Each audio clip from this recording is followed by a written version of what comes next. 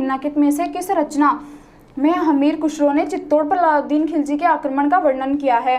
तो ये हमारे ऑप्शन है, पहला है मिफ्ताह उल फुतूह है, बी ऑप्शन है तुगलकनामा, सी ऑप्शन है नरह ए सिपहर, डी ऑप्शन है खजाइन उल फुतूह है। तो इसमें हमारा राइट ऑप्शन हो जाएगा डी, खजाइन उल फुतूह है। जो हमीर खुसरो है, जब अलाउद्दीन खिलजी ने चित्तौड़ पर आक्रमण किया था सन 1303 ईस्वी में, अलाउद्दीन खिलजी के द्वारा जब चित्तौड़ पर आक्रमण किया गया था, उस समय जो हमीर खुसरो है वो किसके साथ थे? अलाउद्दीन खिलजी के साथ थे।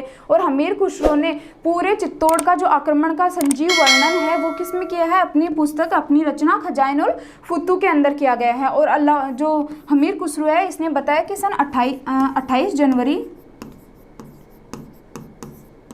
सन 1303 ईस्वी के अंदर, 28 जनवरी सन 1303 ईस्वी के अंदर अलाउद्दीन खिलजी अपनी सेना को लेकर दिल्ली से रवाना हुआ था और इसने चित्तौड़ी डोंगरी नामक स्थान पर,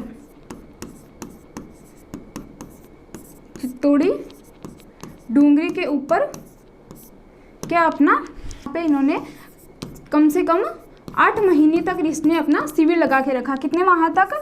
8 माह तक, 8 माह तक। और उस समय चित्तौड़ का शासक कौन था? राव रतन सिंह था। और रानी, उसकी सुंदर रानी पद्मिनी को पानी की लालसा में इसने क्या है? चित्तौड़गढ़ के ऊपर आक्रमण किया था। ठीक है, तो जो अमीर खुसरो की रचना है खजाइन उल फुतूह है, इसके अंदर चित्तौड़गढ़ के आक्रमण का, चित्तौड़गढ़ के ऊपर अलाउद्दीन खिलजी के द्वारा किए गए आक्रमण का पूरा संजीव चित्रण हमें वहाँ से मिलता है। ठीक है, तो ये किस में किया गया था? खजाइन उल फुतूह, जो अमीर खुसरो की रचना है। और चित्तौड़गढ़ के ऊपर आक्रमण करने के समय अमीर खुसरो अलाउद्दीन खिलजी के साथ ही था।